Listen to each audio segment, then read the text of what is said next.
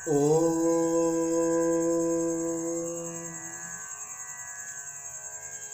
आज छठा अध्याय। श्री मैत्रेय उवाच। श्री मैत्रेय जी कहते हैं, हे भगवान, जो आपने अर्वाक स्त्रोता मनुष्यों के विषय में कहा, उनकी सृष्टि ब्रह्मा जी ने किस प्रकार की, यह विस्तार पूर्वक कहिए। श्री प्रजापति ब्राह्मणादि वर्ण को जिन जिन गुणों से युक्त और जिस प्रकार रचा तथा उनके जो जो कर्तव्य कर्म निर्धारित किए, वह सब वर्णन कीजिए। मैत्रेय जी की बात सुनकर के श्री पराशर जी बोले, हे द्विज श्रेष्ठ, जगत रचना की इच्छा से युक्त सत्य संकल्प श्री ब्रह्मा जी के मुख से पहले सत्व प्रधान प्रजा उत्पन्न हुई, तदंतर उनके वक्षस्थल से रज प्रधान तथा जंघाओं से रज और तमा विशिष्ट सृष्टि हुई। हे द्विजोत्तम, चरणों से ब्रह्मा जी ने एक और प्रकार की प्रजा उत्पन्न की, वह तम प्रधान थी। यही सब चारों वर्ण हुए। इस प्रकार है द्विजशतम ब्राह्मण, क्षत्रिय, वैश्य और शूद्र, ये चारों क्रमशः ब्रह्मा जी के मुख, वक्षस्थल, जानु और चरणों से उत्पन्न हुए। हे महाभाग, ब्रह्मा जी ने यज्ञ अनुष्ठान के लिए ही यज्ञ के उत्तम साधन रूप इस संपूर्ण चतुर्वर्ण की रचना की थी। हे धर्मज्ञ, यज्ञ से तृप्त होकर देवगण जल बरसाकर प्रजा को तृप्त करते हैं, अतः यज्ञ सर्वथा कल्याण का हेतु है। जो मनुष्य सदा स्वधर्म परायण, सदाचारी, सज्जन और सुमार्गगामी होते हैं, उन्हीं से यज्ञ का यथावत अनुष्ठान हो सकती है, यानी कि हो सकता है। हे महामुने, यज्ञ के द्वारा मनुष्य इस मनुष्य शरीर से ही स्वर्ग और अपवर्ग प्राप्त कर सकते हैं तथा और भी जिस स्थान की उन्हें इच्छा हो उसी को जा सकते हैं। हे मुनिसत्तम, ब्रह्मा जी द्वारा रची हुई वह चतुर्वर्ण विभागों में स्थित प्रजा अति श्रद्धायुक्त आचरण वाली, स्वेच्छानुसार रहने वाली, संपूर्ण बाधाओं से रहित, शुद्ध अंतकरण वाली, सत्कुलोत्पन्न एवं पुण्य कर्मों के अनुष्ठान से परम पवित्र थी।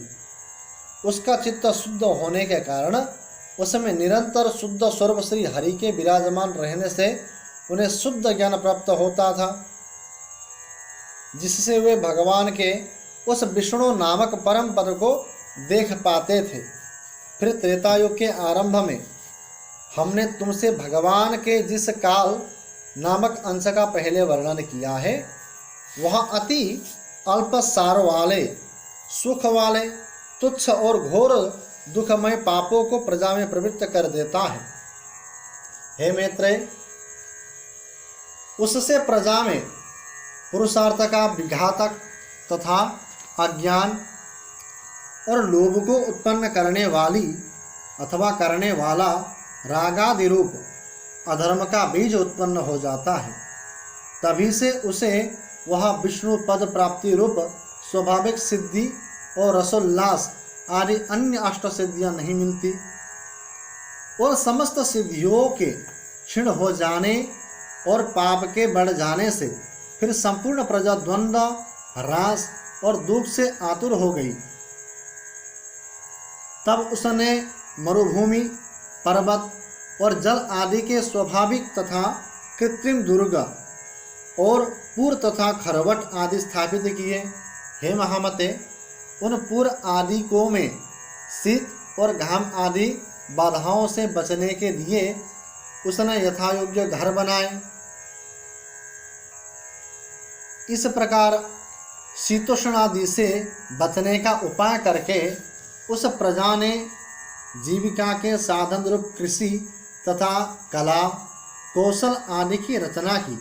हे महामुने, धान, जौ, गेहूँ, छोटे धान्य, तिल, कांगनी, ज्वार, कोदो, छोटी, मटर,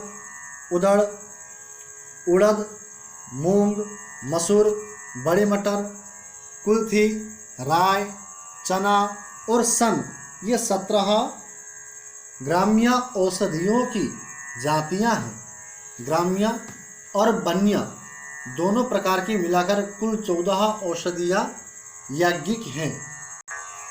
उनके नाम ये हैं: धान, जौ, उड़द, गेहूँ, छोटे धान्य, तिल, कांगनी और कुल्थी, ये 8 तथा श्यामक समान निवार, बंतिल, गवेधु, वेणुयव और मरकट यानी कि मक्का, ये 14 ग्राम्य और वन्य औषधीय यज्ञानुष्ठान की सामग्री है और यज्ञ इनकी उत्पत्ति का प्रधान है। यज्ञ के सहित ये औषधीय प्रजा की वृद्धि का परम कारण है। इसलिए यह लोग परलोक के ज्ञाता पुरुष यज्ञ का अनुष्ठान किया करते हैं।